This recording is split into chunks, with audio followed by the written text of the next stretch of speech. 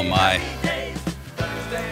All the days, the happy days, yes, 8:42 right now, and you know Henry Winkler. I mean, he is a legitimate Hollywood legend, Emmy Award winner, and something you might not know about him, he's also a brilliant and prolific author. Joining me now, the Fonz himself, Henry Winkler, in town to promote the final book in his best-selling children's book series called Here's Hank. Great to have you here. Thank you. And we'll now, talk let me a little just bit say, about your I write these minute. books with Lynn Oliver.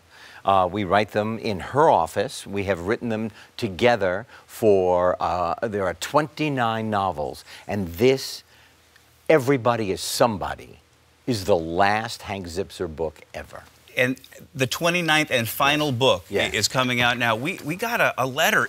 Someone who heard you were coming on the show, Stephanie, wrote in and said, Henry Winkler's on today, and I want to make sure he knows that he helped me fight for my son's rights for dyslexia. I love his books that he has for kids. Dyslexia is hard in our current education system. So please tell him thank you for Rylan and myself. I also have dyslexia, and it's no cakewalk for adults either. That is true. You never lose your dyslexia. You never get rid of it. What you do is you learn to negotiate it. And so through the course of these 29 books, the Here's Hank series, what have you explored and what is sort of the ending here? What's the message that readers get? What a great question. Lynn and I started writing books that happened to be, thank you, about a boy, me, who has a learning challenge, and he is funny. They are comedies first. If we don't make each other laugh, we don't put them in the book. But this one is called Everybody is Somebody, because he has an assignment where he has to read a book when a new author is coming to make a visit at his school. He can't get past that first half page. Right. Then he writes a list why. Because the words turn into red Swedish fish. But what a good are red Swedish fish if you can't eat them. Right. That, you know, he's reading and all of a sudden his eyes get very heavy and they start to close and he snores. And that sometimes he's reading and all of a sudden his imagination takes him away from the book and he goes scuba diving for treasure.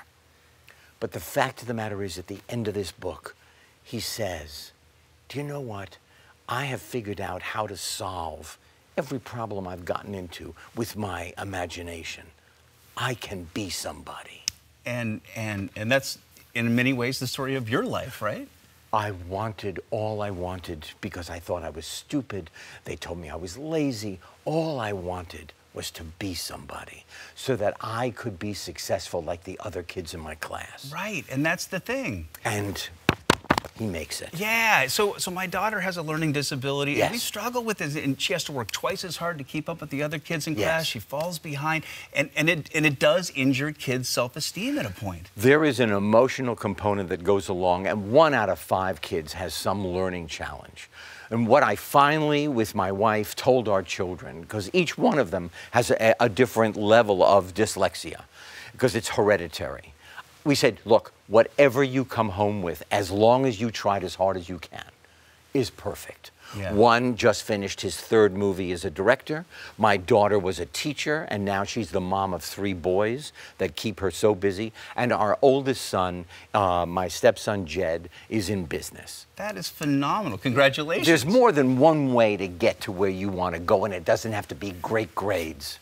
I love that. Okay, let's talk about the Fonz. Arthur Fonzarelli, Yes. probably one of the most beloved and enduring TV characters of all time. Why do you think that character has resonated so much and for so long with Do you know Gary Marshall, rest Yeah. his soul, and Tom Miller and Eddie Milkus, when we were making the show, they made it more humane in the comedy than just silliness. Yeah. So no matter how crazy we got where I jumped the shark on water skis, Literally. he was loyal to his friends.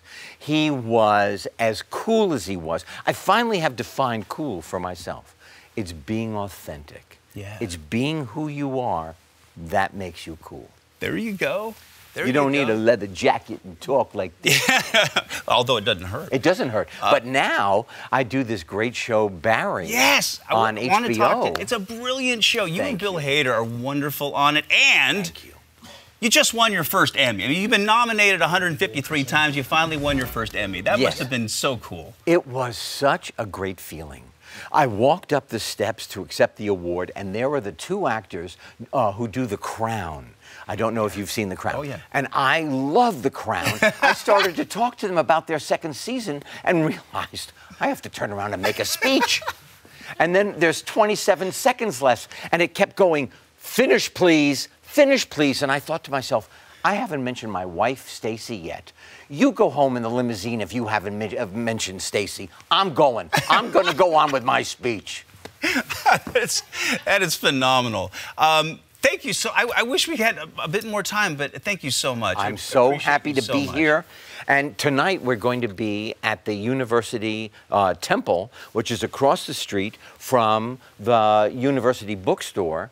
And we'll be there and read from our book and sign a book. And yeah, everybody is somebody.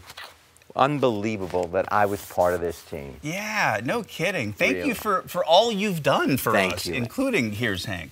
Give my best regards to your daughter. What is her name? Gigi. You tell Gigi that how you learn has nothing to do with how brilliant you are. Amen to that. Henry Winkler, a pleasure. Thank you, sir. Oh, appreciate it. Thank you for my letter. Yeah. I'm going to keep my letter. Oh, my God. That's fantastic. There you go, Stephanie. Steph? Do we want to plug the thing again? It's happening at the U Bookstore. The event starts at 6. More information at q13fox.com, and you can click on the links button at the top of the page. Once again, a pleasure and an honor. There you go. There's the info. Thank you, Bill. Thank you, sir.